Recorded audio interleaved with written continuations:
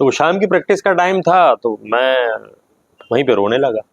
भोपाल एक ऐसा शहर था जहाँ हर दूसरा आदमी कहता था कि मैं भी हॉकी प्लेयर हूँ, कि समीर अब कभी खेल नहीं पाएगा हॉकी। अपने फायदे के लिए अपने देश का नुकसान करना थोड़ा सा, इन लोग की हॉकी चलती थी और ऐसी हॉकी मैंने नहीं देखी। अच्छा। वो ऐसा लगता नहीं था कि ये प्रैक्टिस हो रही है, वो लगता था कि सचिन तेंदुलकर से अच्छा था कामली। एमपी में हमें मालूम है हॉकी नहीं, किसी भी लेवल का हो तो वो कोशिश तो यही रहती है उसकी कि मैं कंट्री के लिए खेलूं। तो एक लिहाज होता है जो हमारे भोपाल में है कि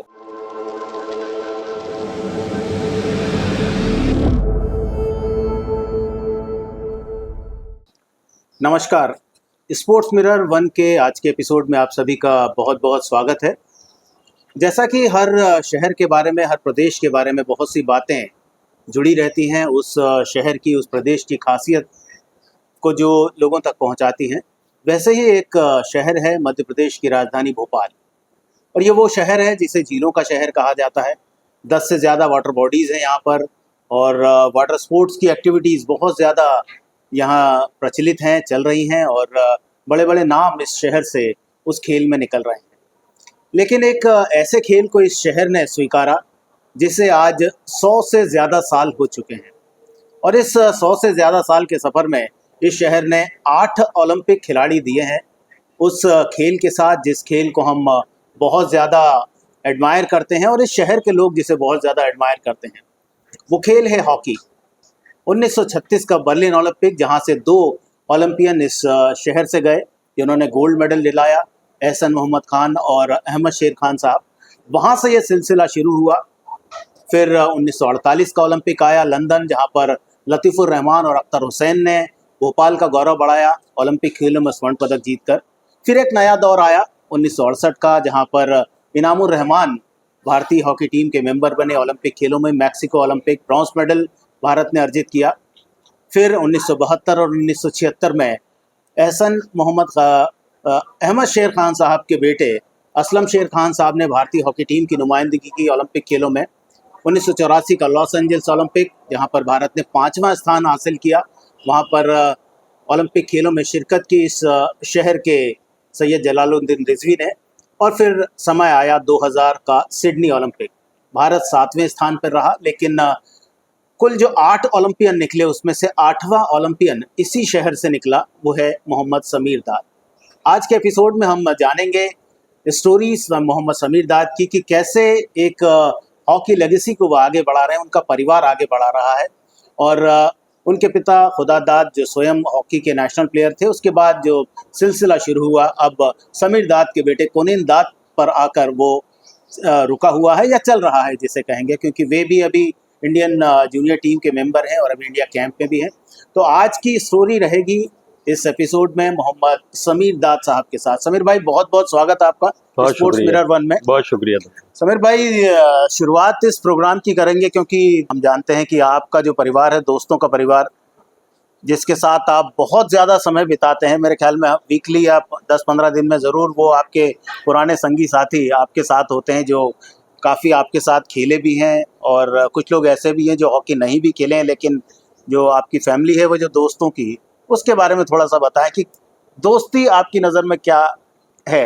देखिए दामू भाई, दोस्ती जैसे आप जानते हैं कि हम बचपने से ही हॉकी खेलते आए हैं, तो लाजमी है कि हमारी जो फ्रेंड सर्किल होगी वो हॉकी से ही होगी जी।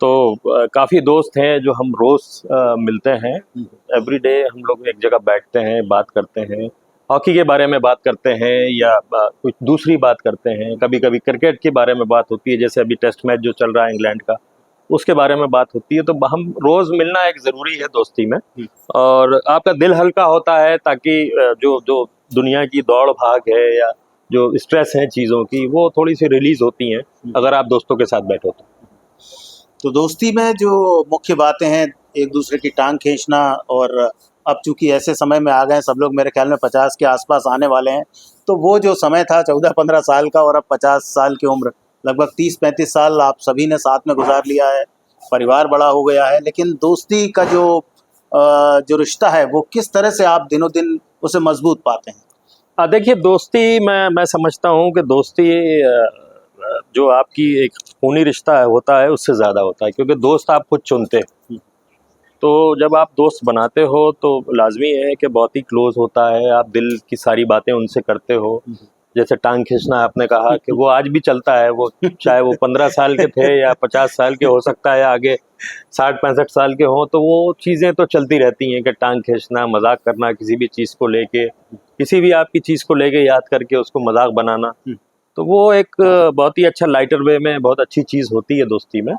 और काफ़ी दोस्त हैं मेरे जो सब हॉकी से ही रहे हैं शुरू से, बाहर के दोस्त थोड़े कम ही हैं, लेकिन जो बाहर के हैं वो भी हॉकी लवर रहे हैं। जैसे आपने भोपाल का अभी आपने पूरी एक इतिहास बताया कि भोपाल से इतने खिलाड़ी और इतने ओलंपियन निकले और इतना यहाँ पे मजमा रहता था हॉकी का, तो वो भी कहीं ना कहीं से कनेक्ट हॉकी से रहते हैं, चाहे वो देखने के लिए आते हो हॉकी या उनकी दोस्ती पहले से भी हॉकी प्लेयर से हो, उनके ग्रुप में ही ज्यादातर हॉकी प्लेयर हैं। क्योंकि भोपाल एक ऐसा शहर था जहाँ हर दूसरा आदमी कहता था कि मैं भी हॉकी प्लेयर हूँ, भले ही वो किसी लेवल का हो, जरूरी नहीं है कि बहुत अच्छा खेलता हो या बहुत बड़ा प्लेयर हो, लेकिन वो कहीं ना कहीं वो हॉकी के टच में रहा है। तो ऐसे ही मेरे भी दोस्त हैं जो हॉकी से टच में रहे हैं और हम आज भी बैठते हैं और बड़े मजे करते हैं। तो दोस्ती जो आपको सुकून देती है, दोस्ती जो आपको एक ताकत देती है, और ऐसे समय में वो ताकत मिलती है जब आप कभी कभी बहुत ज़्यादा निराश हो जाते हैं या कुछ परेशानियां आपके साथ आ जाती है, लेकिन वो कहते हैं ना कि दोस्त का कंधा ही सबसे नज़दीक आपको पाता है और आप उसके साथ जुड़े रहते हैं। समीर दाद इस समय जो मध्य प्रदेश की स्टेट मेंस हॉकी एकेडमी है उसके चीफ कोच हैं। एक शुरुआत हॉकी प्लेयर के साथ हुई थी और अब एक अलग फील्ड में है। तो समीर भाई, as a chief coach hockey में एमपी मेंस हॉकी एकेडमी में आप हैं, तो कोचिंग फील्ड की तरफ आपका आना कैसे हुआ? देखिए, मैं बहुत लंबे टाइम तक खेलता रहा, हालांकि नेशनल टीम इंडियन टीम में जैसे कि आपने बताया कि मैं 6 साल रहा जी। लेकिन एक इंजरी थी मेरे स्पॉन्डिलाइटिस, हम ऑस्ट्रेलिया गए हुए थे, वहाँ पे एक इंजरी हो गई थी जो मेरा हाथ बिल्कुल ही वीक हो गया था। मतलब एक हमारे डॉक्टर थे, डॉक्टर तुली करके, अपोलो हॉस्पिटल की जो टीम के साथ गए थे, यहाँ तक कि उन्होंने ये भी बोल दिया था कि समीर अब कभी खेल नहीं पाएगा हॉकी।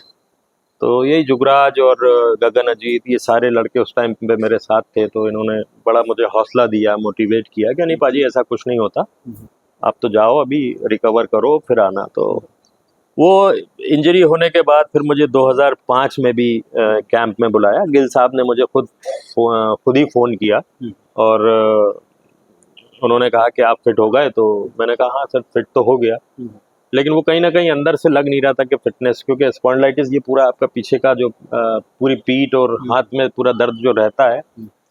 तो उससे पहले मुझे एक कैंप में जो मानेश्वर में कमांडो ट्रेनिंग लगती है 2003-04 में, वहाँ पे भी बुलाया था।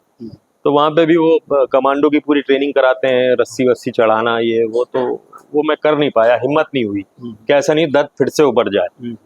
तो वो मैं वहाँ से भी कैंप छोड़ के आया। फिर उसके बाद चैंपियंस ट्रॉफी चेन्नई में थी 2005 में, उसमें भी हालांकि मुझे राजेंद्र सर जूनियर कोच थे और उन्होंने कहा कि तू, तेरे खेल पे तो हमें कोई डाउट नहीं है, तू मेरी टीम में है, खाली थोड़ा सा अपनी फिटनेस को मेंटेन कर ले, तो तुझे तो खेलना ही है चैंपियंस ट्रॉफी। लेकिन कहीं ना कहीं वो एक जो मैंने कहा ना कि एक डर और दिल में कि यार अपने फायदे के लिए अपने देश का नुकसान करना थोड़ा सा एक नाजायज बात है।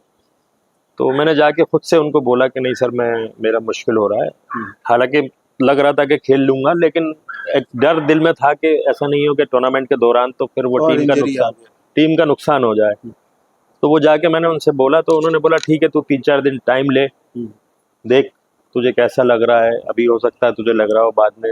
लेकिन वो 3-4 दिन बाद भी मेरा मूड वही था। तो फिर बोला कि ठीक है तू एक एप्लीकेशन दे के चला जा, लेकिन तू मेरी टीम में था। उन्होंने ये बात जरूर बोली थी मुझसे, तू मेरी टीम में था। तो कहीं ना कहीं वो एक इंजरी थी जो बहुत परेशान कर गई, लेकिन शौक था। और जैसे आपने कहा कि लेगेसी एक परिवार की और एक तो वो दिल नहीं मानता था कि नहीं खेलना तो है। तो एयर इंडिया एक टीम थी कि जैसे आप इंडिया टीम को देख लो, वहीं एयर इंडिया को देख लो, वो एक ऐसी टीम थी। पहले इंडियन एयरलाइंस हुआ करती थी, तो बस एक था कि खेलना है। तो मैं 95-96 में स्टाइफंड पे गया था। 2 साल बाद 98 में मुझे ज्वाइनिंग दी थी। मैं और अल्ताफुर रहमान हमारे, जैसे आप जानते होंगे, इंटरनेशनल बहुत अच्छे प्लेयर रहे।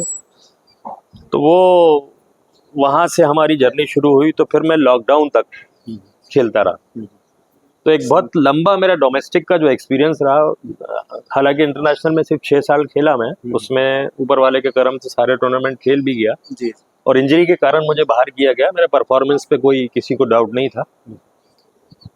तो वो जो 25 साल का मेरा जो एक्सपीरियंस है उसमें सारे उतार चढ़ाव, प्लेयर होता है देखिए, कभी बिल्कुल डाउन रहता है, कभी एवरेज रहता है, कभी अपने जो उसकी टैलेंट होता है उससे ज़्यादा खेल देता है, तो वो सारे उतार चढ़ाव, तो उसमें मैंने काफ़ी चीज़ें सीखी लोगों से या अपने खेल से या अपने सीनियर से, जिसमें धनराज पिल्ले भी हमारे साथ एयर इंडिया में थे, नेशनल टीम में भी साथ में थे। तो कई चीज़ें देखता था कि सीनियर क्या कर रहे हैं, कौन सी बॉल को कैसा करना है, तो वो धीरे धीरे सीखता रहा। और जो कोचिंग का जो एक्सपीरियंस आप कह रहा हो, तो ये वही मेरा एक कोचिंग का एक्सपीरियंस रहा।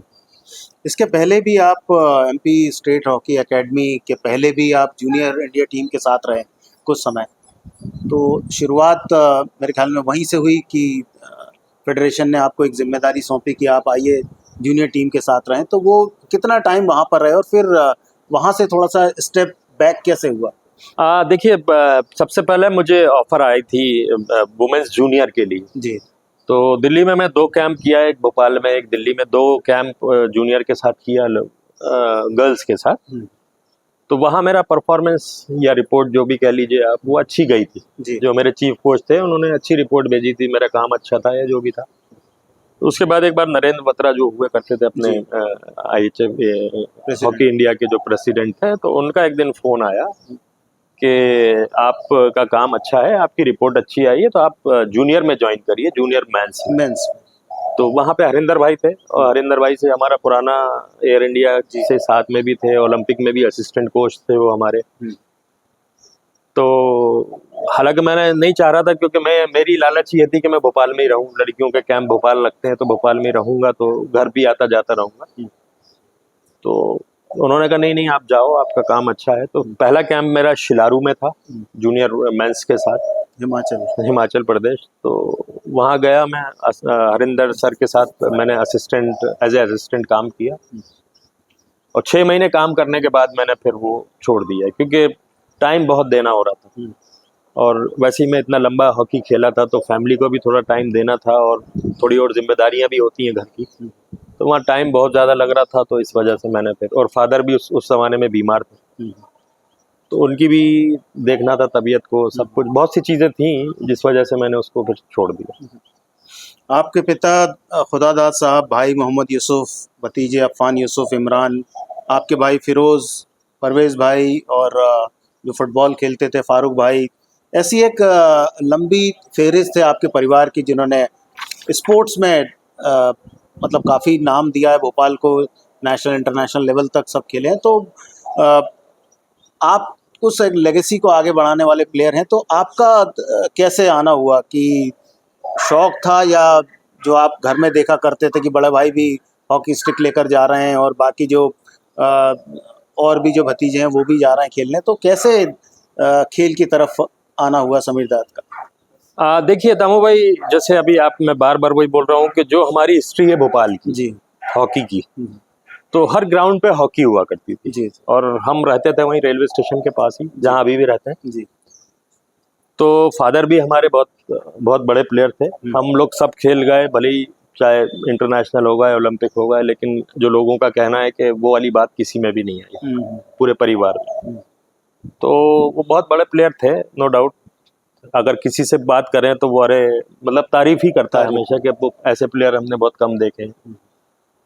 तो फादर हमें शाम को लेके जाया करते थे रेलवे ग्राउंड। अच्छा, तो तो वहाँ तब भी खेला करते थे या? वो नहीं खेलते नहीं थे, अच्छा, वो छोड़ चुके थे, वो BHL में जॉब थी उनकी, तो BHL में शाम में आते थे वो जब, तो फिर बच्चों को लेके जाते ही आदमी के, चलो बच्चों को, तो वो मुझे लेके जाते थे, मुझे याद है।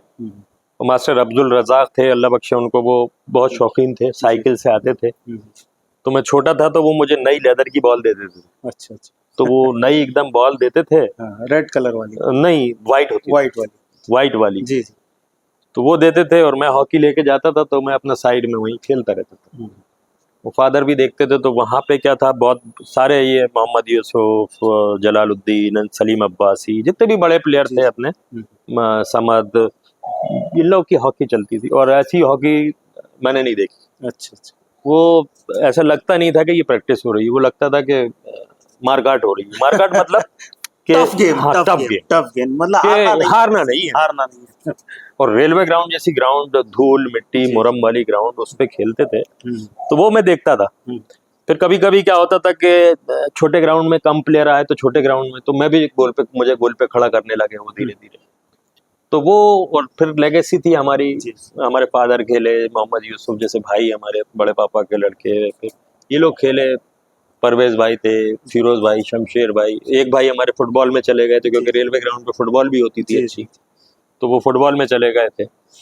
तो बस वो एक देखते देखते फिर हॉकी में घुस गए, और हॉकी, इंटरेस्ट। हाँ, हालांकि शुरुआत मैंने नेट्स पे करी थी। आप इकबाल सिद्दीकी शायद जानते हो, जी, इकबाल जी, सिद्दीकी क्रिकेट का नेट्स चलता था रेलवे वाला। रेलवे ग्राउंड पे एक कोने में। हालांकि शुरुआत मैंने वहां से करी थी, वो दूसरे साइड वाले जी। कोने पे, इधर तो वहाँ, फुटबॉल हाँ, का पोल था। तो वहां जाके मैं कुछ दिन मैंने बॉलिंग करी, 1 हफ्ता 10 दिन करी, लेकिन मुझे लगा कि नहीं, बात जमेगी नहीं, मजा नहीं आया। हाँ, जो बात है कि क्रिकेट में मजा नहीं आया, तो फिर वो हॉकी एक इंटरेस्टिंग गेम लगा उस टाइम पे, और हर जगह हॉकी होती थी, तो वहां से मेरी शुरुआत हो गई। तो स्टिक पकड़ना आपको यदि याद हो तो किसने सिखाया, या नहीं, ये नेचुरल था, किसी ने सिखाया नहीं। अच्छा ये क्योंकि वो जीन्स में, मैं बता रहा हूँ ना, जी, जीन्स में, जैसे अब मेरा बेटा है या हमारे घर के जैसे अफान है, तो इनको बताया नहीं होगा किसी ने जी। कि हॉकी कैसे पकड़ना है। वो नेचुरल आ जाता है, जब घर में चीजें होती हैं, बच्चा पकड़ता है, शुरू करता है, तो वो आ ही जाती है चीज। शहर से बाहर हो और रिलेटिव के यहाँ पैकेट भेजना है, ड्रॉप जोन है ना। शहर में कहीं से भी अपना पैकेज पिक या ड्रॉप करवाएं। ड्रॉप जोन है ना। Drop zone.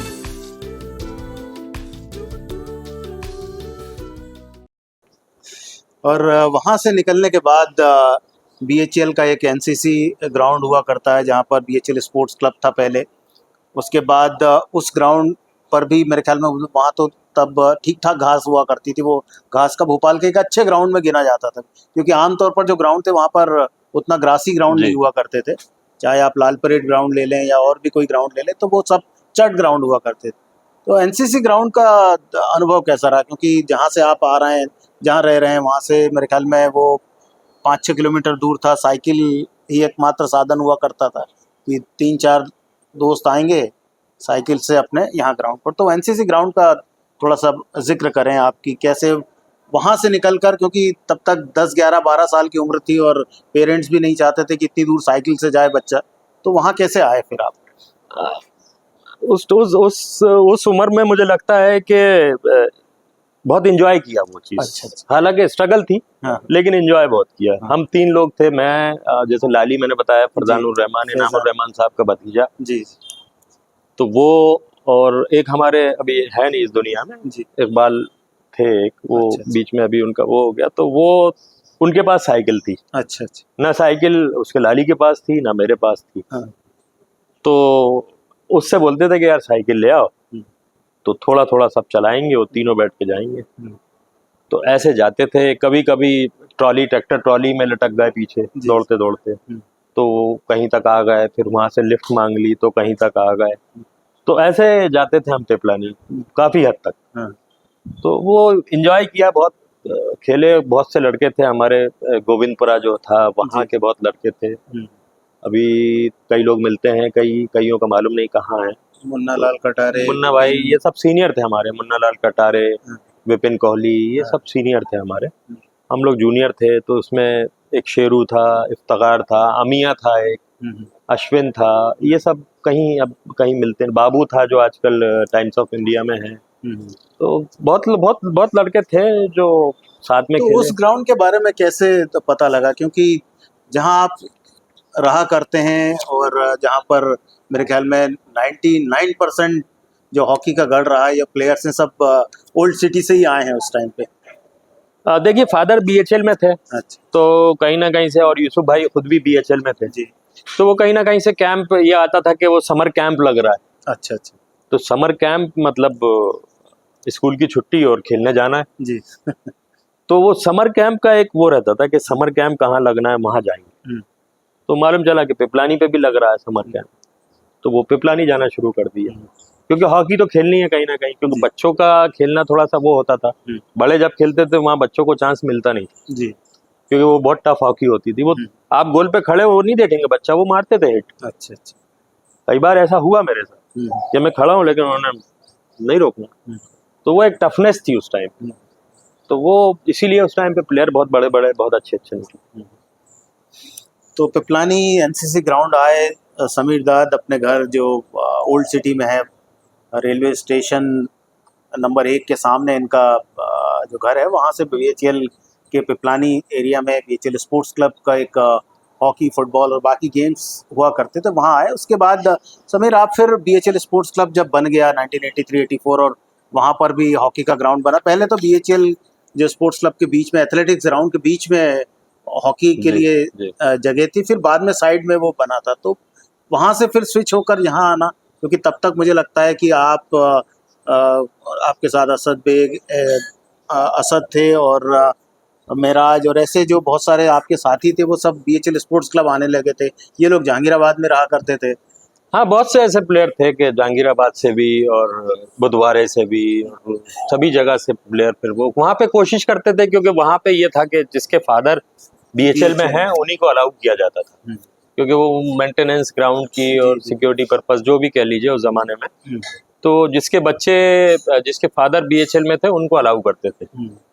तो वहाँ बहुत नीचे वाली ग्राउंड का जो आप जिक्र किया, वहाँ पे भी काफी खेले। फिर उसके बाद वो ग्राउंड ऊपर आ गई थी साइड में, तो वहाँ पे भी खेले। और ऐसी ग्राउंड ऐशबाग के अलावा और कहीं नहीं थी। ऐशबाग पे एक अच्छी ग्रास थी, और क्योंकि टर्फ का तो जमाना था नहीं उस टाइम पे जी, तो वहाँ पे मैं 2-3 साल मैंने वहाँ पे ट्रेनिंग करी, तो अच्छा रहा वहाँ पे, ठीक रहा था।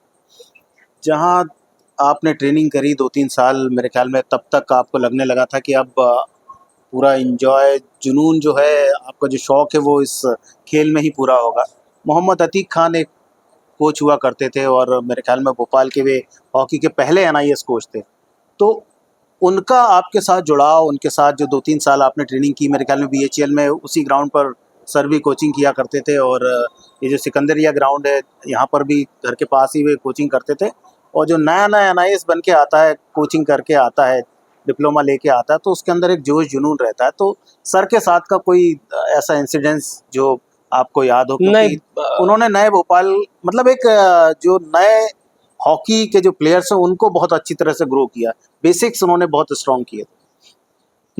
नहीं, अतीक सर से तो कुछ ऐसा मेरा नहीं रहा। हाँ, ये जरूर था कि वहाँ पे जैसे खुर्शीद भाई जो थे वो एक बड़े प्लेयर थे जी, खुद भी खेले थे, और मोहम्मद यूसुफ जैसे जो और ये सीनियर प्लेयर, सलीम अब्बासी, रशीद चांद जी, ये आबिद नूर, बहुत बड़े प्लेयर थे ये। तो इनको देख के ही आपको सीखना था। हाँ। कोचिंग का इतना उस टाइम मायने नहीं था। हाँ। इनको देख के ही सीखना था कि खाली ये ग्राउंड में खेलते रहें, आप बैठ के देखो, आपकी कोचिंग वैसी पूरी हो जाए। अच्छा अच्छा। तो ये जुनून था, ये मतलब मैं अपना नहीं कह रहा, सभी का था कि यार आज वो खेलेंगे, यार उनको देखना है। सलीम अब्बासी खेलेंगे, उनको देखना है, या आबिद नूर खेलेंगे, उनको देखना। तो वो वही थी कोचिंग हमारी। अच्छा। इम्पोर्टेंट तो वो था कि आप देख के सीखो, बड़े कोशिश करते थे, लेकिन हर प्लेयर की एक अलग क्वालिटी होती है। अगर मैं चाहूँ कि मैं सलीम अब्बासी की तरह खेलूँ तो शायद मुश्किल है, या अगर सलीम अब्बासी मेरी तरह चाहते तो शायद मुश्किल होता उनका, क्योंकि उनकी अलग क्वालिटी थी, अलग चीज़ें थी। ये हमें समझना पड़ेगा। हम कंपेयर करते हैं कि भाई वो प्लेयर अच्छा है। जैसे मैं आपको एक कंपैरिजन बताता हूँ, लोग बहुत करते हैं कि सचिन तेंदुलकर से अच्छा था कामली। प्रूफ क्यों नहीं किया भाई जी? प्रूफ करना पड़ेगा ना आपको। तो ये कंपैरिजन बहुत मैंने देखा है, क्योंकि मैं इस स्टेज पे जब आया तो कंपैरिजन, आप खेल गए तो बुरे थे, नहीं खेले तो अरे यार बहुत अच्छा था, खेल नहीं पाया। तो ये एक इंसानी फितरत है, या जो भी समझ लो आप। तो वो चीज होती थी कि हमें सिर्फ देखना है खिलाड़ी, हमें सीखना है उनसे। तो वो कोशिश करते थे हम लोग कि उन्हीं की तरह बने, उन्हीं की तरह खेले।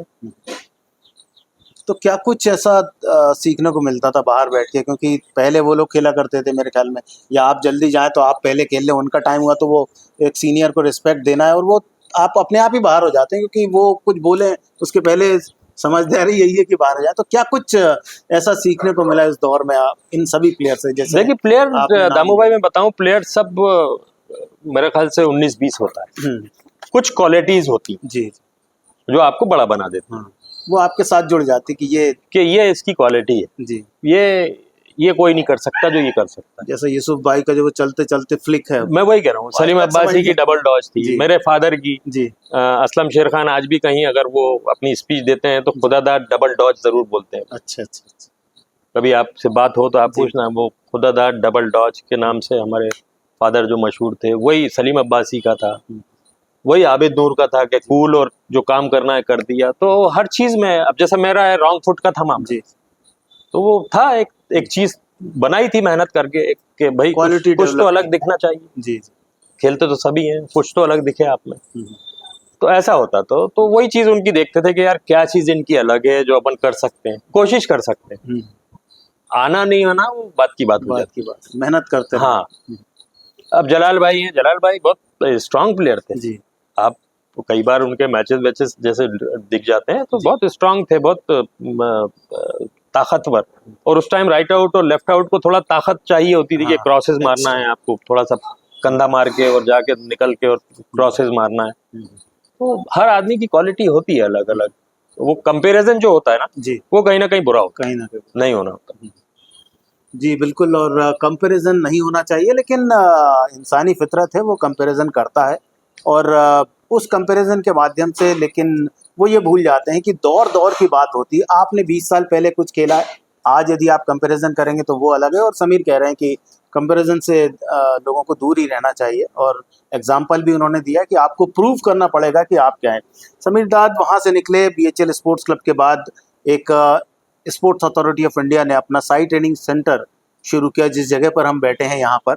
1993-94 फर्स्ट बैच सिलेक्शन आपका हुआ उस बैच में, और स्पोर्ट्स अथॉरिटी ऑफ इंडिया के साई ट्रेनिंग सेंटर में आप आ गए थे। तो साई ट्रेनिंग सेंटर में आने के लिए जो ट्रायल्स हुआ था, तो आपके दिमाग में कुछ था कि यहाँ क्या होने वाला है, या लोगों ने बताया था कि वहाँ जाना है? क्योंकि अब जो प्लेयर अच्छा होता जाता है वो अलग अलग जगह चुनता है जहाँ कंपटीशन उसे मिले और उसके खेल में निखार आए। तो साई में आने का क्या रीज़न रहा? इसमें भी मैं आपको बताऊं, अभी हमने दोस्ती की बात करी, जी, तो जैसे मैंने बताया लाली जो है फरदानुर रहमान, इनामुर रहमान साहब का भतीजा, भतीजे जी। मेरी उसकी दोस्ती बहुत पुरानी और बहुत बचपने की दोस्ती थी। तो उसी को मालूम था कि कुछ ऐसा हॉस्टल यहाँ खुलने वाला है, मुझे तो मालूम भी नहीं था। अच्छा अच्छा अच्छा। और एक उनके फादर की स्कूटर होती थी, बहुत पुरानी सी, टूटी फूटी सी, जी क्योंकि साइकिल तो थी नहीं। जी तो वो बोला कि मैं आ रहा हूँ, अपने से फॉर्म भर के अपन डाल के आते हैं। तो ये माशना कॉलोनी 6 नंबर पे जी। यहाँ पे फॉर्म जमा हो रहे थे, तो हम दोनों आए और हमने यहाँ पे फॉर्म जमा किया। और फॉर्म जमा किया और उसके बाद ट्रायल हुई। तो ट्रायल में मेरा सिलेक्शन हो गया और उसका हुआ नहीं। अच्छा अच्छा। हालांकि वो आ गया अगले बैच में, उसको ले लिया, लेकिन उसमें नहीं हुआ उसका, वो जो भी वजह है। हालांकि एक प्लेयर अच्छा था, वो अच्छा खेलता था, हाइट बिल्ड बहुत अच्छी थी। जी। तो बस वहां से फिर जब साई हॉस्टल खुला तो हमारे पास ग्राउंड भी नहीं थी यहाँ पे, आधा ग्राउंड था मेरे ख्याल। सामने ही ग्राउंड थी, छोटी सी छोटा सा ग्राउंड थी जिसमें 3 वर्सेस 3 हम खेलते थे। अच्छा अच्छा। तो प्लेयर कितने थे उस टाइम, कितने सेलेक्ट हुए थे? उस टाइम में प्लेयर मेरे ख्याल से 23 या 24 प्लेयरों को लिया था। हाँ। मुझे याद है कि हमारी टीम और बनती सारे थी। MP के प्लेयर्स थे टोटल? हाँ, उस टाइम छत्तीसगढ़ भी MP में ही आता था, तो छत्तीसगढ़ के 4-5 प्लेयर थे, कुछ सीहोर, एक आध सीहोर से, एक आध इंदौर से, एक आध ऐसे करके 23 प्लेयर लिए थे। तो वो एक फर्स्ट बैच था, और तिवाना साहब थे, बहुत बड़े कोच जी। बहुत बड़े कोच थे। मैंने देखा नहीं उनसे बड़ा कोई कोच हो। वो प्लेयर को देख के बताते थे कि क्या क्वालिटी है और कितना खेल सकता है ये। तो वो हमेशा मेरे लिए जरूर बोलते थे। हमारे जो भाई जिसका जिक्र किया आपने, फारूक, जो रेलवे में है, फुटबॉल खेलते थे, क्योंकि वो रेलवे में TC है। तो वो जब भी सफर करते थे तो वो भैया मिल जाते थे उनको ग्राउंड पे, स्टेशन पे। तो वो हमेशा ये कहा करते थे, आज भी बोलते हैं कि वो हमेशा ये कहते थे कि उसका ख्याल रखो। अच्छा अच्छा। उसको बहुत खेलना, बहुत आगे जाना। और मुझे याद है कि एक बार हम लोग 7 लोग MP से MP स्कूल खेल के आए, और जूनियर नेशनल होना था, तो ट्रायल हमने भी दी और सभी ने दी। तो उसमें से वो 6 लड़कों का सिलेक्शन हुआ और मेरा सिलेक्शन नहीं हुआ। तो शाम को यहाँ पे साइन कराने जब आए तो मैं सोच रहा था मुझसे भी कराएंगे, मुझसे नहीं कराया कि यार तुम्हारा नाम नहीं है। ये किसने बताया नाम नहीं? जो साइन कराने आए थे। अच्छा वो एक हमारे पुराने प्लेयर थे, तो जी। उन्होंने कहा नहीं, मैंने कहा मेरा भी साइन होना है, तो कहने नहीं तुम्हारा नाम नहीं। हम्म, तो शाम की प्रैक्टिस का टाइम था, तो मैं वहीं पे रोने लगा, हम्म, जबकि उसमें सिलेक्टर मालूम है आपको कौन थे? जी। मोहम्मद यूसुफ साहब, अच्छा अच्छा, आपके मेरे बड़े भाई। तो लोग कई चीजें गलत ले जाते हैं, जी, जी। तो हो सकता है उनको लगा हो कि मैं भी डिजर्व नहीं कर रहा। बिल्कुल, क्योंकि लेकिन वो भी इतने बड़े प्लेयर थे, हाँ, एशियन गेम्स हाँ, खेला हुआ, सिल्वर मेडलिस्ट। और ये बात बहुत ज्यादा चुभती है जब भाई भतीजावाद वाली बात आती है कि भाई आपने अपने भाई का सिलेक्शन कर जी, दिया, ये छोड़ जी, दिया। शायद तो वो हो भी मन में सकता है बात वो रही। भी वजह हो, लेकिन मुझे गुस्सा तो उनपे भी आया था, आपको बताऊं। वो तो तत्कालीन जो वो रहता गुस्सा है, आया सही था, बात है। तो मैं यहाँ पे रो रहा था खड़े होके। तो शाम की प्रैक्टिस का टाइम होया, तो हमारे तिवाना सर ऊपर ही बिल्डिंग पे रहते थे, तो वहां से उतर के आए, हम्म, तो मुझसे कहने क्या हो गया। तो लड़कों ने बताया कि वो 6 लड़कों का सिलेक्शन हो गया जूनियर नेशनल के लिए, इसका नहीं हुआ। तो उन्होंने कंधे पे मेरा जैसे ही हाथ रखा तो और रोना तेज हो गया, और तेज हो गया। क्योंकि कोच से एक बड़ी क्लोजनेस होती है। जी जी। तो बड़ी समझदारी से उन्होंने कहा कि तुझे ट्रेनिंग करना है, ट्रेनिंग का टाइम हो रहा था। जी। तो मैं बोला नहीं, ठीक है तू बैठ। फिर कुछ घूम घाम के आए, पानी पिलवाओ इसको, पानी दिया। बोले ट्रेनिंग करेगा? तो मैंने कहा हाँ करूँगा। आ जा। तो वो इतनी समझ थी उनको। और फिर जब मेरा थोड़ा सा दिमाग ठंडा हुआ, सब कुछ हुआ, तो फिर बोले वो कि ये सब मत सोच, अच्छा अच्छा। तुझे बहुत आगे जाना, मेरी जबान है, जो तेरे पास है तुझे बहुत आगे जाना। और ये हमेशा बोलते थे। मैंने बताया ना कि स्टेशन पे भाई को मिलते थे, उनको भी कि संभालो उसको, उसका ख्याल रखो, उसको खेलना। और वो ऐसे कोच हैं कि आज भी मैं जलंधर, जैसे पिछली बार मैं गया था, अभी मैं सिलेक्टर हूँ हॉकी इंडिया का, तो पिछली बार जलंधर गया था सिलेक्शन के लिए, तो वो 250 किलोमीटर दूर से चले आ रहे हैं इस उम्र में। अच्छा अच्छा। तुझसे मिलना है, तुझे देखा नहीं था बहुत दूर से। ओह, तो ऐसे कोच, ऐसे गुरु, जो कहते हैं कि गुरु जो होते हैं वो आपके पेरेंट्स होते हैं, वो ऐसे कोचेस होते हैं जो पेरेंट्स होते हैं। आते हैं, कुछ ना कुछ खाने को लाएंगे। हालांकि अब उनकी जो मैडम थी, वाइफ थी, वो लास्ट ईयर एक्सपायर ख़त्म हो गई। नहीं तो जब भी आते थे तो आलू के पराठे, पर जैसे पंजाब का कल्चर है जी। जो, आलू के पराठे कुछ ना कुछ लेके आते। तो पिछली बार सिर्फ चाय और बिस्किट लेके आए, कहने लगे इस बार मैं नहीं ला पाया क्योंकि तेरी आंटी नहीं है इस बार। तो वो एक इमोशनल चीज़ें हैं, अगर आप बताओ और आप फील करो तो ऐसे लोग भी हैं दुनिया में। बिल्कुल। और ऐसे लोग भी हैं। और स्पेशली हम गुरु की बात करें, कोच की बात करें, स्पोर्ट्स फील्ड में बहुत बड़ा नाम, बहुत बड़ा काम वो करते रहते हैं। और जैसा समीर बता रहे हैं कि उनके कोच ने उनसे उस समय पर उन्हें हौसला दिया जब वो एक तरह से टूट रहे थे कि उनके भाई सिलेक्शन कमेटी में है और उन्हीं का सिलेक्शन नहीं हो रहा है। और तब तिवाना सर ने उन्हें संभाला कि नहीं, आपको बहुत खेलना है। और वो जो जर्नी आगे बढ़ी, उसके बाद फिर समीर सीधे विश्व के सबसे बड़े मंच ओलंपिक में भी पहुंचे और तमाम बड़े टूर्नामेंट्स उन्होंने 6 साल जब तक वो इंडियन टीम में रहे सारे खेले। समीर, वो जो एक लम्हा था वो कोच का जिन्होंने आपको संभाला, अब आप कोचिंग फील्ड में हैं, तो कितना उस बात को याद करते हैं, कितना आपने उस बात को अपने अंदर लिया है कि भाई जब मेरा बुरा दौर था या मेरे साथ कुछ मेरा सिलेक्शन नहीं हुआ था तो एक व्यक्ति चाहिए था मुझे जो संभालता, और वो उन्होंने संभाला। तो आज के परिदृश्य में आप जब कोचिंग करते हैं, जब प्लेयर्स आपके जो सेलेक्ट नहीं हो पाते हैं कभी डिस्ट्रिक्ट लेवल पर, स्टेट लेवल पर या नेशनल लेवल पर, तब कैसे मोटिवेट करते हैं उन प्लेयर्स को? देखिए दामू भाई, 2 चीज़ हैं। एक एज ए प्लेयर आप एक अलग पर्सनालिटी होती है। बिल्कुल। जब आप खेलते रहते हो तो आप एक इंडिविजुअल होते हो, आपको अपना परफॉर्मेंस, ठीक है टीम का जब खेलती है टीम तो टीम चाहता है जीते आदमी, लेकिन आप अपने परफॉर्मेंस से भी बड़ा आपको रखना पड़ता है कि मुझे अगर बने रहना है तो मुझे अपना परफॉर्मेंस। लेकिन जहाँ तक एज ए कोच आपको, अब मेरे पास यहाँ पे ये समझ लीजिए कि 56 बच्चे हैं मेरे एकेडमी में, तो मुझे एक एक का ध्यान रखना है, एक एक के परफॉर्मेंस पे नज़र रखना है। मतलब पहले जब आप प्लेयर थे तो आप अपने आप को देखना, सोना, रेस्ट करना, अगले दिन की तैयारी, लेकिन आज आपका परिवार बड़ा हो गया है। आज बहुत बड़ा समय बड़ा कम नहीं है, बहुत 24 बड़ा हो गया, क्योंकि 56 बच्चे। एक होता है कि कोचिंग आपको नेशनल टीम में करना है, ठीक है, वहां पे भी आपको 33-34 बच्चे मिलेंगे, वो भी क्रीम लेयर मिलेगी हिंदुस्तान जी। की। तो उनको खाली स्ट्रक्चर पे लाना है आपको, बहुत ज्यादा नहीं करा सकते आप, क्योंकि वो प्लेयर बहुत सीजन होते हैं, बहुत बन के आते हैं, तो उनको खाली स्ट्रक्चर में लाना। लेकिन यहाँ रॉ मटेरियल है जी। आप एमपी में, हमें मालूम है हॉकी नहीं, यूपी, उड़ीसा, पंजाब, हरियाणा, यहाँ जब ट्रायल होती है नेशनल की तो 400-400 बच्चा आता। हमारे इधर जब हम जाते हैं सिलेक्शन के लिए तो हमें बच्चे तो बहुत होते हैं, लेकिन वो क्वांटिटी होती, क्वालिटी नहीं होती। तो वो हमें देख के बड़ा छाट के उसमें से कि भाई ये ठीक है, थोड़ा बहुत जानता है, बाकी अपन करेंगे तैयार।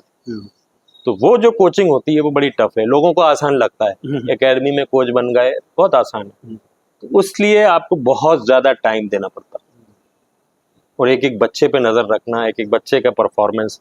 हम ये नहीं कह रहे कि हम जो भी करते हैं सिलेक्शन करते हैं तो अगर हमने 12 बच्चे किए तो 12 के 12 अच्छे, हो सकता है एक दो गलती हमसे हो जाए, क्योंकि वो टाइम कम होता है हमारा सिलेक्शन का, उनको देखना है, चेक करना है, 6 महीना साल भर नहीं है, बीट आउट करो, क्योंकि हमें करना ही है।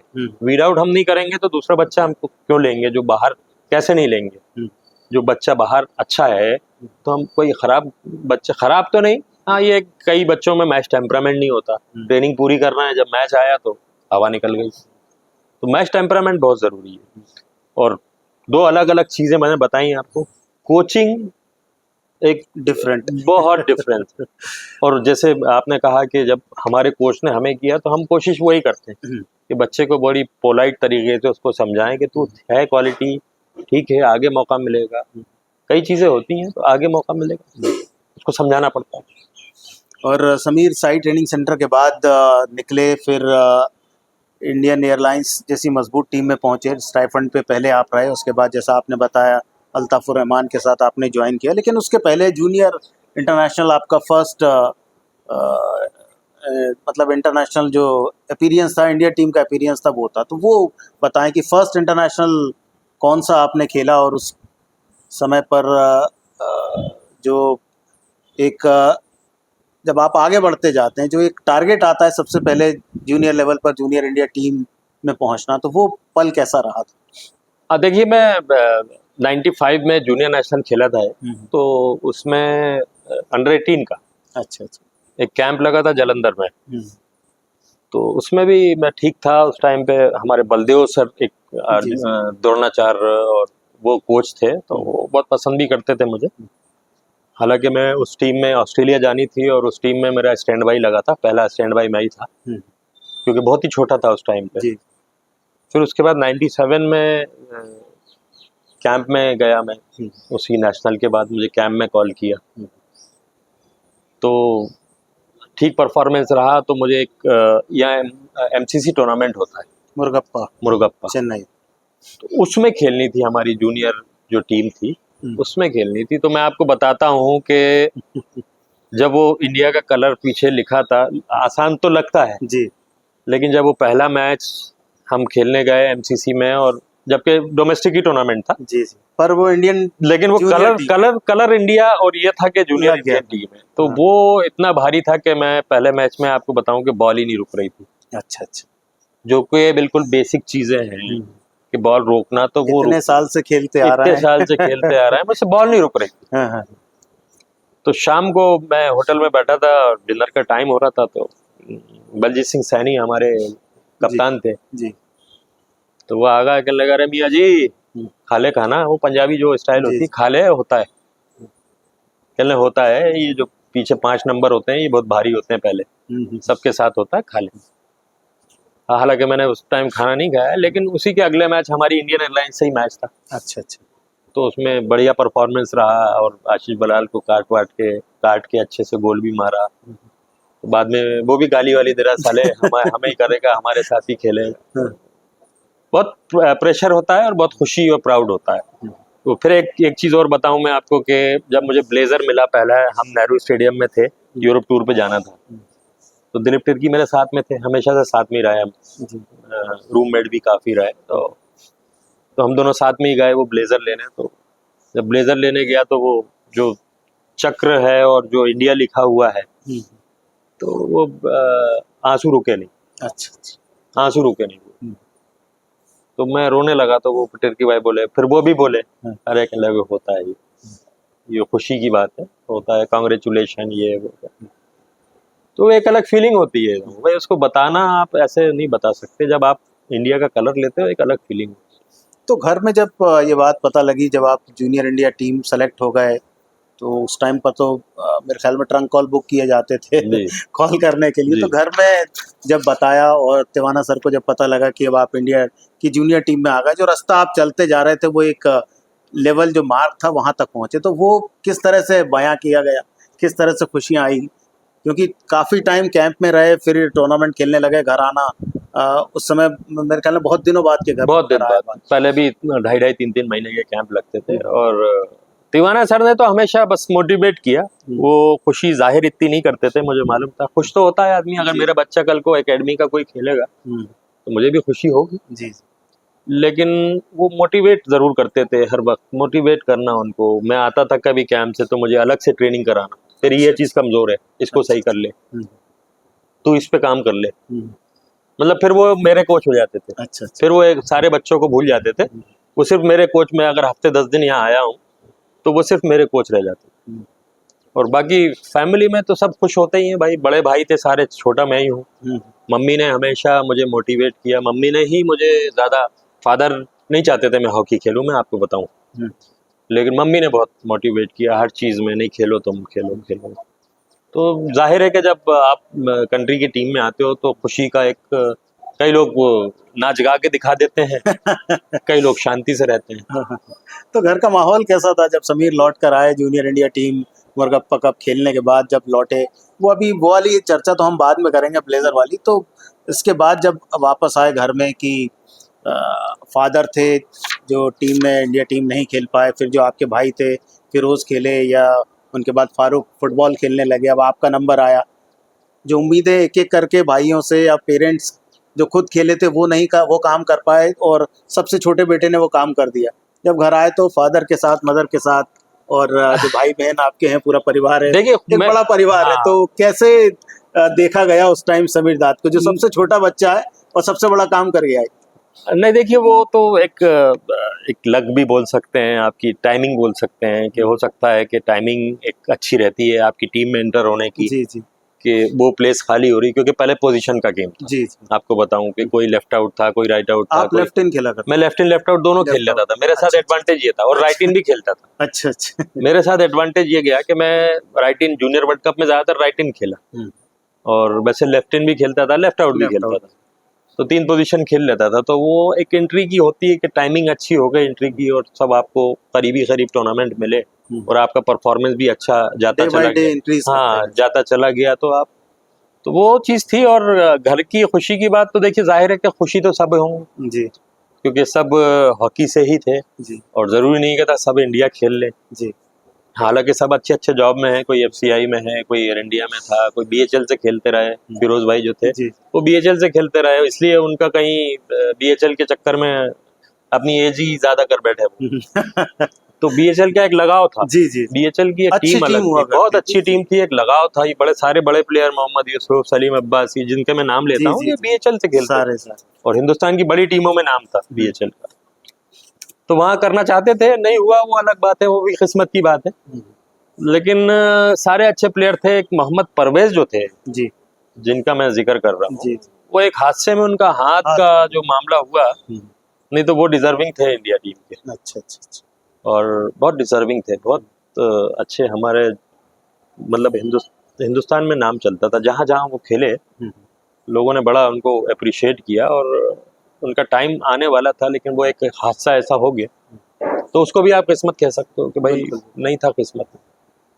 बाकी खुश तो होता ही है अगर कोई भी बच्चा आपका अगर नेशनल टीम के, कंट्री के लिए खेल रहा है। तो अब जैसे मेरा ही बच्चा है, अभी वो जूनियर टीम में है, तो खुशी तो होती है जी, जब भी टीम में नाम आएगा खुशी होगी, नहीं आएगा तो फिर भी मैं मोटिवेट करता हूँ कि टाइम है अभी, सीखो, करते रहो करते रहो, एक टाइम होता है। फादर का क्या रिएक्शन था? जरूर फादर हमारे बड़े कूल रहते थे। अच्छा अच्छा, बड़े कूल, वो जाहिर नहीं करते, उनसे कोई कूल हमसे बात ही बहुत कम होती थी, अच्छा अच्छा। इवन कभी हॉकी की बात नहीं करते। हाँ हाँ।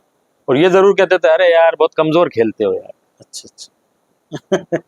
सब खेलने के बारे यार, नहीं यार मजा नहीं आया। हम्म, वही जैसे आपने कहा कि हॉकी चेंज हुई, उनका वक्त अलग था, जी उस वक्त की हॉकी अलग थी, फिर चेंज हुई, फिर यूसुफ भाई एंड ये परवेज भाई की टाइम की आई, फिर हमारे टाइम की हॉकी तो वो समझना पड़ेगा हमें, टोटली टर्फ। वो हमें समझना पड़ेगा। बिल्कुल। चाहे हमारे पुराने प्लेयर हो, चाहे मेरे फादर थे, वो ठीक है वो कहते थे, लेकिन चेंज हुआ है। अब मेरा बेटा खेल रहा है तो मैं उससे कहूँ कि अरे यार तुम तो ऐसे करते नहीं, वक्त चेंज हुआ है, हॉकी बदली है। वो अभी पूरे पूरे मैच में वो ये बोलता है कि पूरे मैच में हमें 5-6 बॉलें मिलती हैं, स्ट्राइकर का काम ही ये रह गया और भागना पूरा है आपको। हाँ हाँ। तो वो चेंज हो गया है, स्ट्रेटेजी चेंज हो गई है, स्ट्रक्चर्स चेंज हो गए हैं हॉकी के, तो वो समझना पड़ेगा।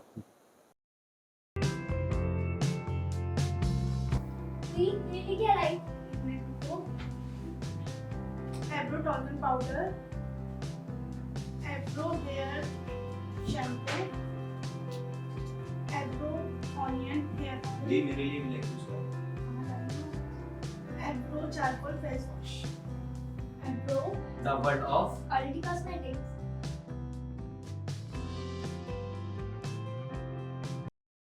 वो एक बात जो आपकी चल रही थी कि जो पहली बार जब एक इंटरनेशनल टूर के लिए आप जाने वाले थे और दिलीप तिर्की साहब आपके साथ थे, ब्लेजर मिला, इंडिया का कलर मोनो वहाँ पर लगा, इंडियन हॉकी फेडरेशन, और तब जो आंखों से आंसू आए, वो थोड़ा सा अब जिक्र करें उस बात का कि वो क्या लम्हा था जो देखकर आपके आंसू गिरे, क्योंकि एक खिलाड़ी जो रहता है वो बहुत मजबूत रहता है अंदर से, और उसका मेंटल लेवल जो रहता है वो और स्ट्रांग रहता है। जितना आपका मेंटल लेवल स्ट्रांग रहेगा आप ग्रो करते जाएंगे।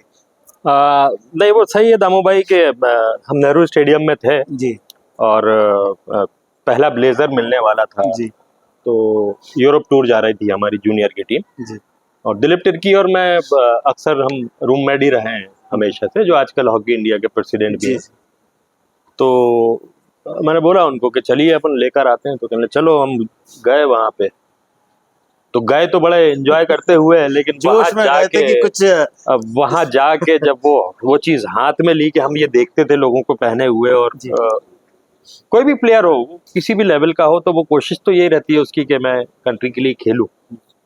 तो और हर किसी का सपना नहीं होता वो पूरा, किसी का होता है जैसे हम जैसे लकी लोग होते हैं या जो खेल लेते हैं। तो बस वो चीज लेकर और बड़ी खुशी हुई कि, तो वो खुशी के आंसू थे कुल मिला के। बात ये है कि और दिलीप तिर्की चूंकि वो हमसे 1-1.5 साल पहले टीम में आ चुके थे, 95 में आ गए थे वो, तो काफी कुछ देख लिया था उन्होंने। तो फिर उन्होंने मेरे ऐसे कंधे पे हाथ रखा, बोले कि समीर होता है ये खुशी है, और ऑल द बेस्ट तुम्हारी कैरियर के लिए, अच्छा खेलो, मेहनत करो। तो वो एक इंसिडेंट था जो हमेशा दिमाग में और जहन में रहता है। तो वो एहसास होता है कि आप जब कंट्री के लिए खेलते हो और कंट्री की कोई चीज़ आपको ऐसी मिलती है जो आप हमेशा देखते हो, तो वो कहीं ना कहीं से छलक जाती है। तो ये एक बहुत अच्छा इंसिडेंट रहा। और उसके बाद उस टूर के बाद इंडिया टीम जो वर्ल्ड कप के लिए तैयारी कर रही थी, जूनियर वर्ल्ड कप मिल्टन में हुआ, वहाँ पर आप इंडियन टीम के साथ थे और फाइनल 3-2 का स्कोर ऑस्ट्रेलिया के साथ, बहुत क्लोज वो मैच रहा था। बाकी पूरा टूर्नामेंट बहुत अच्छा रहा, वो एक फाइनल मैच। नहीं देखिए, उसमें नो डाउट हमारी टीम बहुत अच्छा खेली, क्योंकि हम यूरोप से खेल के जब आए थे जी तो वहाँ पे बहुत अच्छा परफॉर्मेंस, हम 8 नेशन एक टूर्नामेंट पोलैंड में होता था तो वो भी जीते थे। हालांकि उसमें बड़ी बड़ी टीमें जर्मनी, बेल्जियम, ऑस्ट्रेलिया, ये टीमें भी थी, तो उसमें भी हम 8 नेशन का टूर्नामेंट जीत के आए थे, तो काफ़ी कुछ हमें एक्सपोजर मिल गया था। और उसके बाद जब जूनियर वर्ल्ड कप में गए तो बड़ा एक अच्छा एटमॉस्फेयर था टीम का। कोच भी हमारे भास्करन सर थे, रमेश परमेश्वरन, दोनों कोच थे जो बच्चों के साथ बड़े फ्रेंडली थे, बड़ा अच्छे से डील करते थे बच्चों के साथ। तो बहुत सी चीज़ें होती हैं जब आपकी टीम जब अच्छा खेलती है, तो खाली खेल नहीं, आप तो फील्ड भी आप कैसे रह रहे हो क्या, तो एक यूनिटी थी टीम में, एक अच्छा माहौल था। और हमने सारी टीमों को वहाँ, जर्मनी को भी हराया, बेल्जियम को भी हराया, सारी बड़ी टीमों को हरा के, और जब फाइनल पहुँचे तो फाइनल में भी एक कंट्रोवर्सी थी लेकिन ज़्यादा क्योंकि उस टाइम पे टेलीविज़न पे इतना दिखता नहीं था, चीज़ें इतनी दिखाई नहीं जानती थी, थर्ड अंपायर नहीं होता था। तो वो राजीव मिश्रा अब वो दुनिया में नहीं है, जी, बहुत नाम हुआ था उस ज़माने में उनका, और वो एक हीरो निकले थे उस टूर्नामेंट से। तो उनको एक गलत ढंग से रोका गया था, जो कि वो गोल हो सकता था या पेनल्टी स्ट्रोक हो सकता था। तो कहीं ना कहीं होती है चूक, लेकिन फाइनल पहुंचे और फाइनल में 3-2 से ऑस्ट्रेलिया से हारे। तो वहां से एक ऐसा लग रहा था कि इंडियन हॉकी फेडरेशन को भी कि उनका जो एक नेक्स्ट बैच है वो एक अच्छा आने वाला है। तो वो एक यादें हैं, और फाइनल खेलना ही बड़ी बात होती है जी, किसी भी वर्ल्ड कप की। बहुत अच्छा वो एक्सपीरियंस था, बहुत अच्छा वो टूर्नामेंट रहा। और जैसा आप बता रहे हैं कि इंडियन हॉकी फेडरेशन को एक नई जो पीछे से जो बेंच लाइन है वो मिल गई थी। फिर उसके बाद आया 1998 का वो लम्हा, जिसमें हमारे शहर की बात करें कि इतने बड़े बड़े नाम, इतने बड़े बड़े प्लेयर एशियन गेम्स, ओलंपिक सब कुछ खेले हैं, लेकिन एशियन गेम्स का जो गोल्ड मेडल है वो केवल समीर दाद साहब के घर में है। तो 1998 का वो एशियन गेम्स, जिसमें हमने 32 साल के बाद उसी जगह पर, उसके पहले 1966 में हमने बैंकॉक में ही गोल्ड मेडल जीता था, उसके बाद से इंडिया कभी गोल्ड मेडल नहीं जीत पाया था। तो वो जब टीम गई आपकी इस एशियन गेम्स में, तो वो कुछ बातें थी कि इतना टाइम हो गया है, हम फाइनल पहुंच रहे हैं, फाइनल हार रहे हैं। फिर बीच में कोरिया जैसी टीम आ गई जिसने सब कुछ बदल के रख दिया, एशियन हॉकी को उन्होंने चेंज कर दिया। Fast hockey, man to man marking, बहुत फास्ट खेलना, और एक हॉकी को एक अलग लेवल पर वो ले गए थे। तो 1998 का एशियन गेम्स, और 1-1 स्कोर था फाइनल में। जो पेनल्टी शूट आउट हुआ उसमें हम जीतने में कामयाब रहे। तो वो जर्नी थोड़ा सा बताएं एशियन गेम्स की, कि वर्ल्ड कप में सिल्वर मेडल, उसके बाद वही टीम, मेरे ख्याल में ज़्यादातर प्लेयर्स उसमें से वही थे जो सीनियर टीम में आए एशियन गेम्स में। दामू भाई देखिए, जो जूनियर वर्ल्ड कप की टीम थी उसमें से कैंप में तो आए बहुत प्लेयर जी, क्योंकि दिलीप तिर्की पहले से थे उस टीम में, जी, और Baljeet Singh Saini already senior team में खेल चुके थे। जी, तो ये 2-3 प्लेयर थे। बाकी जो टीम थी उसमें धनराज पिल्ले, मुकेश कुमार, अनिल एल्ड्रेन, बलजीत सिंह ढिल्लन, रमनदीप, तो ये बहुत बड़े बड़े नाम थे। और ये बहुत गोलकीपर जिन्होंने सेव किए, आशीष बलाल, आशीष एबी भाई। सुबैया, जी, तो उसमें सबसे यंगेस्ट मैं था। अच्छा, आपको 20 मैं साल बताऊं, की तब उम्र थी मैं आपको आपकी। बताऊं कि मैं सबसे यंगेस्ट था। हाँ, और जब उसका कैंप चलता था, हमारे एमके कौशिक साहब द्रोणाचार्य बहुत अच्छे कोच रहे, हमारे एमपी एकेडमी में भी 1 आध साल रह के गए वो। जी, जी। तो नेगी साहब गोलकीपिंग कोच। नेगी साहब जो थे, मीर रंजन नेगी, वो गोलकीपिंग के लिए थे क्योंकि वो खुद गोलकीपर रहे हैं, तो वो गोलकीपिंग कोच थे। और कौशिक साहब थे तो वो चीफ कोच थे। तो उसमें सबसे बड़ी चीज थी कि मैं यंग था, तो वो सबसे ज्यादा तो रेल हमारी बननी थी जी। समीर कहाँ है, चल आगे चल दौड़। हाँ, और दौड़ना भी ऐसा कि एक टाइम आता था कि बस जैसे पैर चल रहे हैं, मालूम नहीं क्या हो रहा है क्या नहीं। तो वो हार्ड वर्क बहुत ज्यादा किया था। इवन उसमें चाहे धनराज पिल्ले हो, चाहे मुकेश कुमार हो, 2-2 ओलंपिक खेल चुके थे ऑलरेडी, लेकिन करना सबको था। तो वो एक तैयारी थी कि नहीं इस बार जीतना है। कोशिश देखिए सारी टीमों ने करी होगी। जी, जो इतना लंबा गैप आया वो ऐसा नहीं है, कभी पाकिस्तान भारी पड़ जाती थी, बाद में जैसे आपने कहा कि कोरिया बड़ी डोमिनेट करने लगी थी, तो कोरिया कंटिन्यू जीतने लगी। कई बार इंडिया और कोरिया का फाइनल भी हुआ, तो कोरिया से हम हार गए। तो वो मैच एक बहुत अच्छा मैच था जो फाइनल था।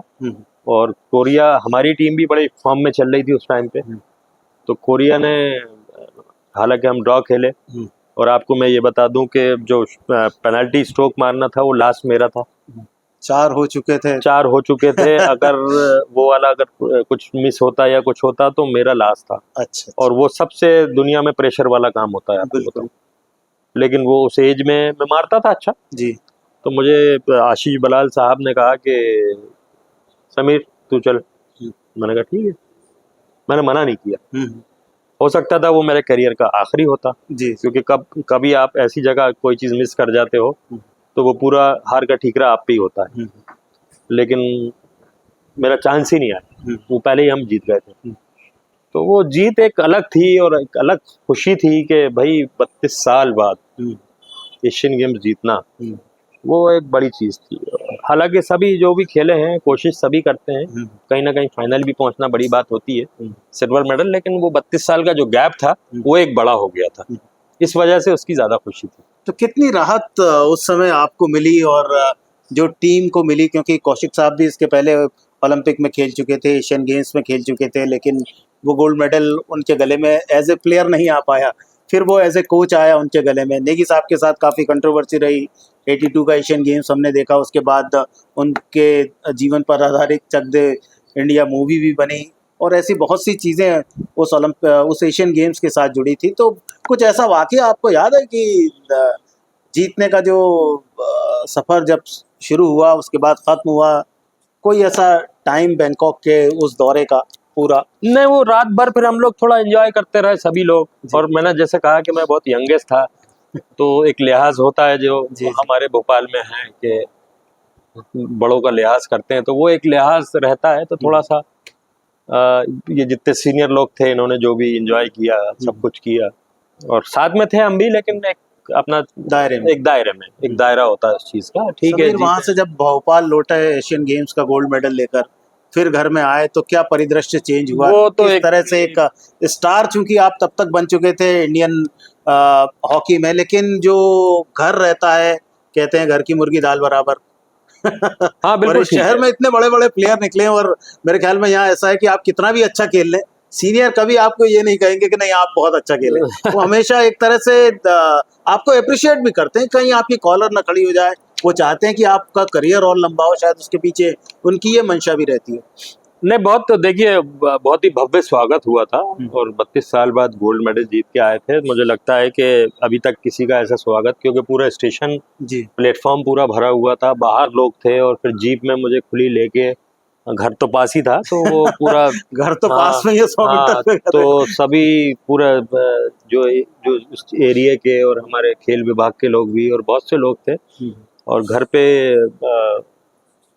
बहुत भीड़ थी प्रेस वालों की, क्योंकि प्रेस भी बड़ा एक्टिव थी हॉकी के लिए। जब तक बड़े लोग पसंद करते थे, आज भी करते हैं, मैं नो डाउट। भोपाल की जो प्रेस है, वो अचीवमेंट ही इतना बड़ा, वो बड़ा अचीवमेंट था, तो उसमें सभी लोग थे, और घर में भी सब खुश थे। लेकिन वही जैसे आपने कहा कि 2 दिन बाद घर की मुर्गी दाल बराबर, तो वो फिर वैसे ही हो जाता है इंसान, और आपको रहना भी वैसे ही चाहिए। बिल्कुल बिल्कुल, आपके पैर जमीन पर रहना चाहिए, और घर वाले तो घर वाले हैं, वो हमेशा चाहते हैं कि आप और ज्यादा उन्नति करें। तब कुछ फादर से बातचीत, क्योंकि आपने कहा कि वो कभी भी नहीं मानते थे कि वो अलग ही थे। मैं आपको बताऊं, वो अरे यार वेरी गुड गुड, बस खत्म, उनका शाबाश, खत्म। मतलब कोई बखाने नहीं, कोई चीजें नहीं कि अरे यार तुमने तो ऐसा कर दिया, यार शाबाश शाबाश, वेरी गुड। और उन्हें जब क्योंकि वो मैं आपको बताऊं, मैं तो खुल के बोल रहा हूँ, वो जो थे ना, जो क्लास था, जो खिलाड़ी थे, हमने देखा नहीं जी, लेकिन हमने सुना है, और सबसे वही बात सुनी है कि ये इतने बड़े स्टार। अगर आप समीर दाद बोल रहे हो, यहाँ खुदादाद के बच्चे, खुदादाद भाई के बच्चे, हाँ, अरे यार तुम्हारे अब्बा क्या खेलते थे, मतलब वो हमारी बात ही नहीं कर रहा। तो वो इस लेवल के प्लेयर थे। तो और गुर्बत होती है दामो भाई, क्या होता है कि हम भाई बहन थोड़े थे, 8 भाई बहन थे, अकेले कमाने वाले थे। ये अच्छा है कि BHL में हॉकी के थ्रू नौकरी लग गई थी जी, तो वो कोशिश करते थे कि ओवर टाइम करूं, बच्चों को अच्छे से अच्छा पढ़ाऊं। अच्छा, वो हॉकी से ऐसा नहीं कि नफरत करते थे, वो चाहते थे कि हम पढ़ें बहुत अच्छा।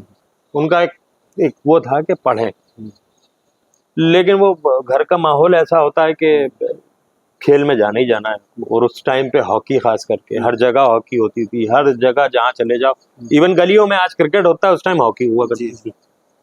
और जब आपके जीन्स में होता है, जैसे अब मेरे बेटे को मैंने कभी नहीं कहा कि खेलो, लेकिन उसका इंटरेस्ट खुद डेवलप हो गया। अब मैं आता था, मैं 4 बजे ऐशबाग जा रहा हूँ खेलने, वो 3:30 बजे स्कूल से आ रहा है और यूनिफॉर्म उतारा और किट पहन के खड़ा है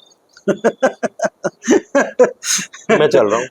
अब उनकी जो अम्मा है वो कह रही खाना तो खा लो, नहीं खाना नहीं खा, तो वो खुद ही डेवलप हो गया चीजें। मैंने तो कभी नहीं कहा कि खेलो, तो ऐसे ही होता है कि वो डेवलप हो गया। लेकिन फादर ने कभी भी वाली एप्रिसिएशन कभी नहीं दी कि जो एक होता है, जैसे फादर बोलते हैं कि मेरा बेटा ऐसा कर रहा है। उसमें बहुत नॉर्मल आदमी थे, बहुत डाउन टू अर्थ थे और बहुत बड़े प्लेयर थे अपने टाइम।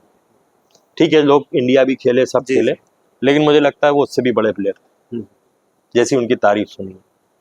और मदर का क्या रिएक्शन था उस गोल्ड मेडल को देख के? जो जितना भी स्पोर्ट्स में आगे जाना है वो मदर का पूरा सपोर्ट रहा है कि जाओ जो भी करना है मदर करो। के बहुत से सपोर्ट रहे और बहुत से डिसीजन रहे, अच्छा अच्छा। मैं आपको बताऊं, हम्म। क्योंकि मैं तो छोटा था, कई जगह ऐसा लगा कि यार नहीं जाना है, हम्म। फिर मदर ने कहा नहीं जाओ, हम्म। जाओ अच्छा रहेगा जाओ। हॉस्टल भेजने में भी उनका सब मैं बता रहा हूँ ना, ज्यादातर डिसीजन उनके इंडियन एयरलाइंस में मैं नहीं जा रहा था, भाई बहुत बड़ी टीम है, हम्म। बहुत बड़े बड़े प्लेयर रहेंगे, मैं हॉस्टल में था उस टाइम, जी जी। तो छोटा 16 साल हाँ की छोटा था, हाँ हाँ। तो डरता था अरे यार वहाँ पे बड़े प्लेयर हैं, क्या करूंगा मैं, खेल पाऊंगा, रह पाऊंगा, नहीं रह पाऊंगा। हम्म। मम्मी ने भेजा, जाओ जाना पड़ेगा। हम्म। मैंने कहा नहीं जा रहा मैं, जाना पड़ेगा। हम्म। तो कई डिसीजन मेरी मम्मी के रहे मेरे से। और भाई बहनों के बीच में जो एक कशमकश रहती है, या वो जिसे कहते हैं चुगलबाजी, छोटा है तो छोटे को छोटे की तरह रखना, लेकिन छोटा चूंकि बड़ा हो गया, इतना वर्ल्ड में नाम कर लिया उसने, तब कैसा रिएक्शन रहता था? नहीं, अभी भी वो वैसे ही जो निकनेम अभी मैं बोल नहीं रहा हूँ, अबे काले, अबे ये मुझे जो जो बोलते हैं जी, जैसे जी। प्यार से ही बोलता है, जी जी। तो अभी भी वैसे ही है, कोई बदलाव, और ना मुझे कभी फीलिंग होता है कि बदलाव होना चाहिए। हम्म। हाँ, एक बड़े छोटे का डिस्टेंस होता है, एक रिस्पेक्ट होती है, हम्म।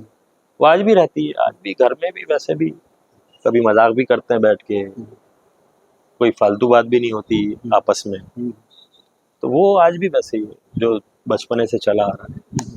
तो उसमें बदलाव मुझे नहीं लगता कि जरूरत है बदलाव की, कि आप स्टार बन गए, भाई वही घर की मुर्गी दाल बराबर, आप हो गए स्टार भाई दुनिया में। लेकिन समीर एक बात ये भी है कि कितना प्रेशर आपके ऊपर आता होगा जब आप हॉकी खेलने आए और धीरे धीरे ग्रो कर रहे थे, जब आपके कानों में वो बात पड़ती थी कि यार ये खुदादास साहब का लड़का है, वो इतने बड़े प्लेयर, अब इन्हें आगे खेलना है, तो लोग समझाते भी थे, और कभी कभी डर भी लगता था कि यार हमारे फादर का नाम इतना बड़ा है और हम यदि कुछ नहीं कर पाए तो फिर लोग क्या कहेंगे? कभी ऐसी बातें जहन में नहीं दमो भाई, मेरे तो कभी नहीं आई, और इसीलिए शायद मैं इतना खेल भी गया, और इसी वजह से तो फादर ने क्या किया कि बहुत जल्दी पीक पे थे जब ही छोड़ दिया उन्होंने। मैंने बताया ना कि हमें अच्छी एजुकेशन के लिए, अच्छी परवरिश के लिए उन्होंने अपना करियर जो था वो जल्दी ख़त्म कर लिया।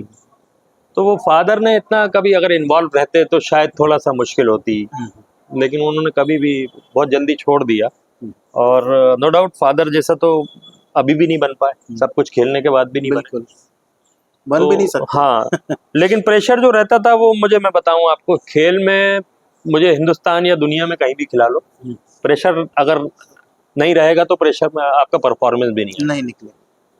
प्रेशर रहता है, लेकिन जो एक्स्ट्रा प्रेशर आता था वो भोपाल में आता था इस बात मैं आपको बताऊं, क्योंकि यहाँ गाली है, आपको सुनना है और फिर बातें आपको बहुत सी सुनना है जी। तो वो एक्स्ट्रा प्रेशर जो मैं खेलता था हॉकी भोपाल में, मुझे नहीं लगता कि मैंने अभी तक अपनी हॉकी कभी खेली थी, वो परफॉर्मेंस दिया था, क्योंकि यहाँ सब जानते भी हैं हॉकी को, बारीकी से करीब से जानते हैं, और उस दौर की भी हॉकी देखी थी जब हम अपने फादर की बात कर रहे हैं, या उसके बाद मोहम्मद यूसुफ और जलालुद्दीन खेलते थे, उस दौर की भी देखी है, और फिर अभी के दौर की भी देख रहे हैं, तो बहुत सी बदलाव आ गया, लेकिन लोग देखने वाले तो वही हैं। तो अरे यार क्या हॉकी हो रही है, अरे यार कैसी हॉकी हो रही है, पहले वो खेलते थे तो ऐसा होता था, पहले ये करते थे तो ऐसा होता, तो उनको अपन समझा नहीं सकते। बिल्कुल। लेकिन प्रेशर तो होता है भोपाल में, खासकर मुझे बहुत प्रेशर होता था। कई प्लेयर होते हैं कि यहाँ बहुत अच्छा खेलते हैं, यहाँ ऐसा खेलेंगे कि उनसे अच्छा प्लेयर ही नहीं। मेरा उल्टा था कि मैं यहाँ पे थोड़ा सा एक्स्ट्रा प्रेशर लेता था, क्योंकि फैमिली भी हॉकी जानती है, पब्लिक भी हॉकी जानती है, तो क्या करेगा। तो फादर मैच देखने आया करते थे उस टाइम पे? आते थे, बड़े छुप के आते थे। अच्छा अच्छा। कई बार लोगों ने कहा यार तुम्हारे फादर बैठे थे, लेकिन चले गए, जैसे मैच खत्म हुआ गले भग गए। अच्छा, तो ये आपको कब पता लगता था? मैच के बाद? मैच के बाद। अच्छा अच्छा। मैच के बाद, अभी जब WSH हो रहा था यहाँ पे, वर्ल्ड सीरीज हॉकी जो बीच में हुई थी, तो मैं खेल रहा था, तो किसी ने बताया, जैसे ही हम मैच खत्म करके ऊपर आए पब्लिक में, तो किसी ने बताया यार फादर बैठे थे तुम्हारे। मैंने कहा है, चले गए। अच्छा। कहने किस पल चले गए मालूम।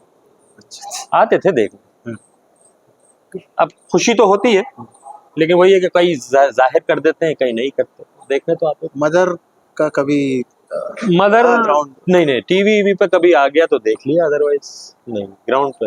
और सिस्टर ब्रदर्स? भाई तो सभी आते थे, भाई तो आते थे, लेकिन सिस्टर तो ये है कि खुशी सब दिखती है, चाहे वो बहन हो, चाहे भाई हो, चाहे माँ बाप हो, खुशी तो होगी। तो कभी मन में रहा समीर के कि फादर ग्राउंड पर बैठे हैं, मैच वगैरह देखें, या आपने कभी उनसे रिक्वेस्ट की कि नहीं, कभी मैच- नहीं करी, मतलब हिम्मत नहीं हुई? कभी नहीं। मैं बता रहा हूँ, बहुत अलग नेचर के थे, बहुत अलग, किसी से दोस्ती भी नहीं थी उनकी। अच्छा अच्छा। उन्होंने सिर्फ परिवार और अपना काम यहाँ तक सीमित कर लिया था, और बहुत कुछ डिजर्व करते थे वो, क्योंकि बहुत अच्छे प्लेयर थे। पीक पे उन्होंने हॉकी छोड़ी, क्योंकि बच्चों को परवरिश अच्छी जी, देना, बच्चों की वजह से, तो फिर उसके बाद वो थोड़ा सा दूरी रहे। बिल्कुल। और 100 साल जिस शहर ने इस खेल को दिए हैं, जिसने 8 ओलंपियन, 40 से ज़्यादा इंटरनेशनल प्लेयर्स प्रोड्यूस किए हैं, उस शहर से निकला 8वां ओलंपियन, और उनके बाद से अभी 25 साल का सफ़र हो चुका है, और इस 25 साल के सफ़र में उनके बाद कोई ओलंपियन भोपाल शहर से नहीं निकला है। तो इस एपिसोड को हम यहीं पर रोकते हैं। अगले अंक में हम समीर दास से और भी बातचीत करेंगे उनके ओलंपिक तक के सफ़र के लिए। उसके बाद और जो फील्ड में वे गए हैं, कोचिंग फील्ड में, उसका क्या एक्सपीरियंस है, वो सब जानेंगे अगले एपिसोड।